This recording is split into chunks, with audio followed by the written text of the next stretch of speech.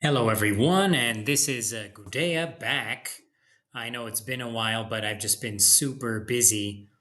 I haven't had time to make any videos about anything, but I wanted to get a video out here because, of course, a few months ago was the release of Total War Pharaoh, and this was a game, I was quite excited about in a lot of ways because, this is my setting. I am Gudea of Lagash, after all.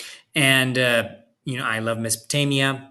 I love the Babylonian setting. I love ancient Greece. I love the Hittites, ancient Egypt, all of that. The ancient Near East is my specialty.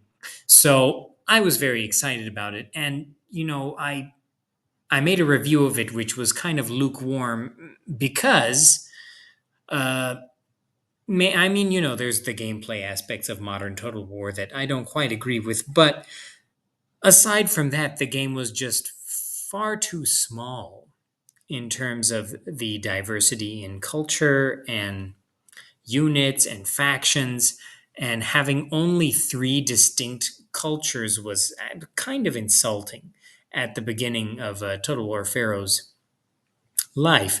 And I said that they have to go from Greece all the way to Elam in the east, at least as a sort of basis for the game. And that's what they have done here in this map expansion. I was pretty confident they would do this. A lot of other YouTubers were not as confident they would do this, but I knew that they didn't have a choice. This is the minimum that they had to do as the basis for this game. And this is what the new map looks like here. So it goes all the way from Greece to parts of Thrace and Asua here, all the way, and I guess Arzawa, all the way to Haltamti, which was another way to say Elam in the east, in southern Iran and Persia. So, and of course, the region that's kind of an amalgam region here called Zagros. It extends way beyond the Zagros. But anyway, these region names are not the best ones, not the ones I would have chosen, but they're fine for now. But anyway, this is the map expansion I was waiting for. This game really needed it. I'm not sure if Kush was in the original game or not, and Nubia. I think they were actually. But anyway, this is what the game needed. However, however, this doesn't mean everything is perfect because uh, well, there's a few things in this update that are a little worrisome. So, I guess the first thing I want to mention here is that they could have, well, aside from the fact that they could have expanded a little bit further, the other thing that this game lacks is a lack of naval battles. And this is pretty sad because this is the era where you have like the first recorded naval battle in history with the Hittite last known king, Spiluliuma II, having a naval victory in the seas around Cyprus. And, the fact that this is the time where you have the first recorded naval battle in history, you should have naval battles here. They could have been small in scale, sort of like, um, I don't know, the basic Shogun 2 ones at release, where it was smaller in scale. The technology was not as sophisticated as it would be later on with the sort of Phoenician or Carthaginian, more sophisticated rams and the Greek navies and things of that nature. But you also have the Battle of the Nile, which I believe involved ships as well against Ramses III between the Sea Peoples and the Egyptians. Um, so I do not believe this update is going to add naval battles. It does add these little Dr. Seuss fish there, which is interesting. One fish, two fish. But aside from that, these numbers don't really interest me with the expanded map because it's not about the numbers. It's about the gameplay. It's about the diversity on the map rather than just volume or density. But right here, we have, as we started designing the expanded map, we discovered that planet Earth hasn't been designed in a way in which military conquest is made easy. With such a significant portion of the Mediterranean Sea sitting right in the middle of our theater of war, we knew we had to offer some way of facilitating fast travel to incentivize continent spanning warfare, such as the Mycenaeans sailing forth to torch Canaan. Now, I mean, the solution to this would be adding navies. That's at least what I would see as being the solution. But they have chosen this route where you have sea travel lanes feature, whereby any army, human or AI, can move into the lane to benefit from a movement speed increase. Um, yeah, I'm not sure how this is going to work. I'm going to reserve judgment for the release and I'll make an update about it. But this is a little worrisome to me. I'm not sure what they're going for there.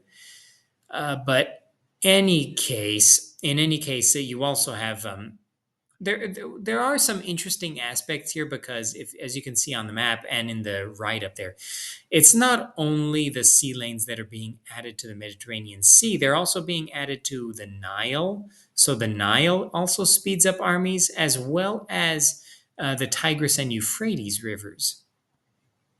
So that could be interesting because that's one aspect of Total War that has always been rather lacking, even in the classic games. Rivers, using rivers as supply lanes and to speed up um, armies. And you did have bridge battles, but I mean, those were like the weakest aspects of the classic games. So I'm interested to see how they play with the river gameplay here because rivers have always been kind of a sore spot in Total War. So I'm glad that they're attempting something with rivers, but in any case, they're also adding landmarks.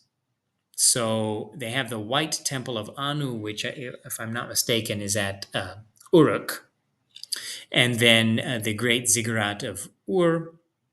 I'm guessing it's the the one of the moon god, and then Chorazambil, which is an interesting choice because Chorazambil, if I'm not mistaken, is a site that's more Proto-Elamite, so like fourth, early third millennium, and we don't even know its actual name, which is why we have this modern Persian name attached to it, Chorazambil. It has a very notable ziggurat there, an Elamite ziggurat, but that's interesting. The ziggurat of Enlil at Nippur, I'm guessing, and then Babylon, which I don't know why that would be a landmark. It should be a city, a significant major settlement awaiting conquest. Whilst within the Aegean, you can expect to spot Mount Olympus, the Meteora, the ancient statue of Cybele, and the Lemnos necropolis. I'm excited about the Lemnos necropolis. That's a cool thing. Um, Anyway, if I'm not mistaken, that's where the Lemnian inscriptions are, the ones that are in the language that is not Indo European and is related to Etruscan. So that's an interesting thing. Maybe they'll add some Lemnian to some of the artifacts there or monuments. But anyway, the tutorial system to ensure better onboarding across the map, and sea peoples will be retaught in the way of pillaging to ensure they're better equipped to ravage this expanded world. I hope they are made a little tougher here.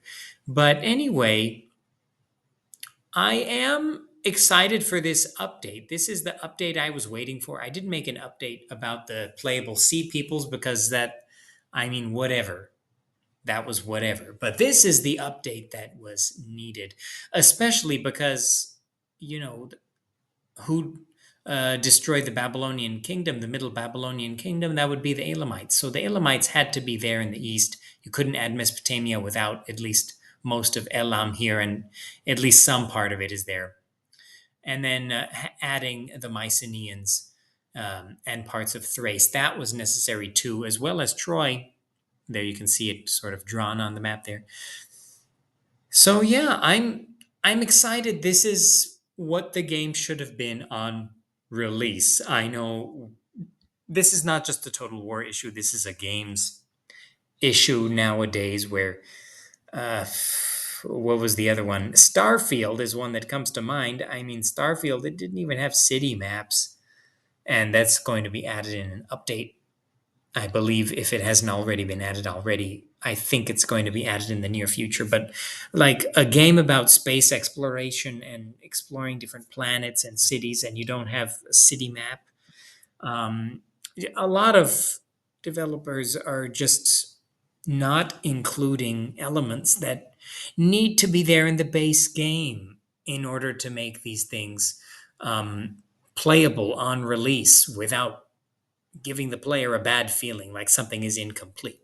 And so with these additions, to me, Pharaoh will feel more complete. I'll, of course, reserve my judgment until playing, but all things considered, them dropping the price and making this the DLCs free, and then adding the map expansion for free, that is a stroke of goodwill here. That it was a good choice on their part to do this.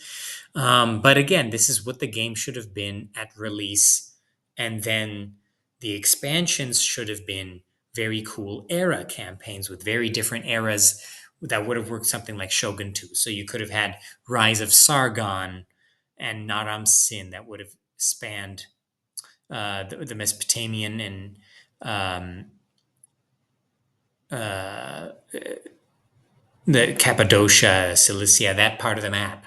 And then you could have had um, Cyrus, Rise of the Achaemenids, or perhaps a Behistun campaign, Darius defeating the rebels. There were so many options, so many eras they could have gone with here. Cambyses' invasion of Egypt, anything would have been welcome here as an expansion. But instead, as an expansion, we're getting what the base game should have been on release. Um, in any case, this is my update video related to the Total War Pharaoh update. I'm a little mixed on it, but I'm overall positive. I am happy that this is happening. But again, this should have been the game from the start. So, if you enjoy videos about the historical Total Wars and their mods, consider liking this video, subscribing to the channel, and I'll see you in the next one later.